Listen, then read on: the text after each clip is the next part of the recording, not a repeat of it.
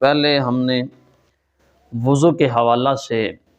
پڑھا، اس میں وضو کی فضیلت پڑھی، وضو کے احکام پڑھے، اور پھر وضو کے حوالہ سے سائنسی جو تحقیقات تھی، جو غیر مسلم ریسرچر اور ڈاکٹرز نے جو تحقیق کی کہ وضو میں کیا کیا حکمت رکھی ہیں، وہ ہم نے سابقہ بیانات میں تمام تحقیقات کو پیش کیا۔ آج ہے ہمارا موضوع اذان کی فضیلت۔ اذان دینے والے کے لیے کیا کیا فضیلتیں رب نے رکھی ہیں، اذان دینے والے کے لیے کیا کیا انعامات ہیں، اس حوالہ سے آج ہم یہ ویڈیو بنا رہے ہیں۔ حضور نبی رحمت صلی اللہ علیہ وسلم کا فرمان ہے، جس نے ثواب کی نیت سے اذان دی تو اذان دینے والا اس شہید کے مانند ہے جو خون میں لت پت ہے، اور جب مرے گا تو قبر میں اس کے جسم پر کیڑے نہیں پڑیں گے۔ یعنی جس نے ثواب کی خاطر جو ہے اذان پڑھی، اسے شہید کے رتبے کے برابر ثواب دیا جائے گا۔ آگے حضور نبی رحمت صلی اللہ علیہ وسلم نے ارشاد فرمایا، میں جنت میں گیا معراج کی رات، تو اس میں موتی کے ایک گنبد دیکھا، میں نے موتیوں کا ایک گنبد بنا ہوا تھا، اس کی خاک مشک کی تھی۔ پوچھا ہے جبریل، یہ کس کے واسطے بنایا گیا ہے؟ یہ موتیوں کا جو گنبد ہے یہ کس کے لیے بنایا گیا ہے؟ تو حضرت سیدنا جبریل امین علی نبینا علیہ السلام نے عرض کی، یا رسول اللہ صلی اللہ علیہ وسلم، یہ گنبد آپ کی امت کے مؤذنوں اور اماموں کے لیے بنایا گیا ہے، یعنی جو اذان دینے والے ہیں ان کے لیے بنایا گیا ہے، اور جو امامت کروانے والے ہیں، مصلی پر کھڑے ہونے والے ہیں، ان کے لیے یہ گنبد بنایا گیا ہے۔ تیسری حدیث مبارک میں میرے کریم صلی اللہ علیہ وسلم نے ارشاد فرمایا کہ جس نے 5 نمازوں کی اذان ایمان کی بنا پر ثواب کی نیت سے کہی، 5 نمازوں کی اس نے اذان ایمان کی حالت میں ثواب کی نیت سے کہی، اس کے جو پہلے گناہ ہوئے ہیں اس سے اللہ تعالیٰ اسے معاف فرما دے گا،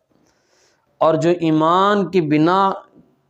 کے ساتھ یعنی ایمان پر ہو، ایمان والا ہو، اور ثواب کی نیت سے اپنے ساتھیوں کی 5 نمازوں میں امامت کرے، تو اس کے جو پچھلے گناہ ہوئے ہیں اللہ تعالیٰ انہیں بھی معاف فرما دیتا ہے۔ تو نیت یہی ہونی چاہیے، ریاکاری نہیں ہونی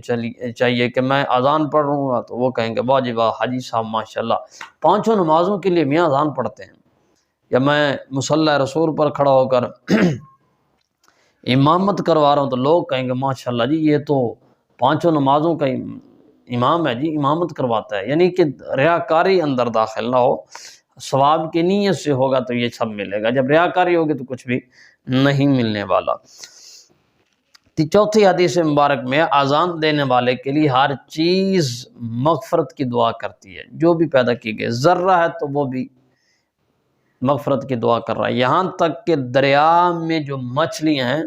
یہ بھی مؤذن جس وقت اذان کہتا ہے تو یہ اس کے لیے دعائیں مغفرت کرتی ہیں، فرشتے بھی دہراتے جاتے ہیں، اور جب فارغ ہو جاتا ہے یہ مؤذن اذان ختم کر لیتا ہے، اذان مکمل ہو جاتی ہے، تو مؤذن جب اذان مکمل کرتا ہے تو فرشتے بھی ساتھ ساتھ دہراتے دہراتے اس وقت خاموش ہو جاتے ہیں، تو فرشتے قیامت تک اس کے لیے دعائیں مغفرت کرتے رہتے ہیں۔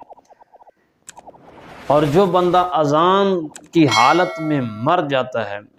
اذان دینے کی حالت میں، تو اسے عذاب قبر کبھی نہیں ہوتا، اور مؤذن نزع کی سختیوں سے بچ جاتا ہے، قبر کی سختی اور تنگی سے بھی محفوظ رہتا ہے۔ کون؟ اذان دینے والا مؤذن ہے، ثواب کی نیت سے دے رہا ہے، یعنی کہ لوگوں کو دکھانے کے لیے دے رہا ہے کہ 5 نمازوں کی میں اذان پڑھتا ہوں، میں فلاں کرتا ہوں، نہیں، صرف اور صرف نیت یہ ہو کہ میں اللہ کی رضا کے لیے اللہ کے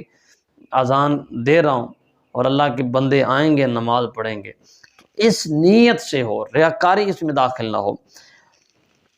آگیا یہ تو ہے اذان دینے والے کے لیے فضیلت، اور جو بندہ اذان کا جواب دے اس کے لیے کیا فضیلتیں رکھی ہوئی ہیں۔ میرے کریم صلی اللہ علیہ وسلم نے ارشاد فرمایا، یہ کنز العمال کی حدیث مبارکہ جلد نمبر 7 ہے، فرماتے ہیں کہ اے عورتو، جب تم بلال کو اذان اور اقامت کہتے ہو سنو تو جس طرح وہ کہتے تم بھی کہتے جاؤ، کہ اللہ تعالیٰ تمہارے لیے ہر کلمہ کے بدلہ میں 1,00,000 نیکیاں لکھے گا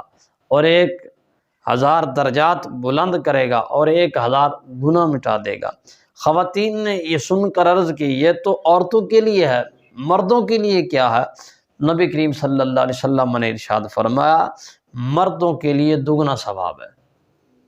عورتوں کے لیے 1,00,000 ہے تو مردوں کے لیے 2,00,000 کا ثواب ہے۔ اور یہ فضیلتیں ہیں اذان دینے کی اور اذان کے جواب دینے کی، تو اس لیے کوشش کیا کریں کہ جب اذان ہو رہی ہو تو خاموشی کے ساتھ مؤذن جس طرح کلمات کہتا ہے آپ بھی اسی طرح دہراتے چلے جائیں، تو وہ یہی نیکیاں ہو سکتا ہے آپ کے بخشش کا سبب بن جائیں۔ اللہ تعالی ہمیں عمل کی توفیق نصیب فرمائے۔ ویڈیو اچھی لگے تو آگے سبسکرائب اور شیئر ضرور کیجئے۔ وما توفیقی الا باللہ۔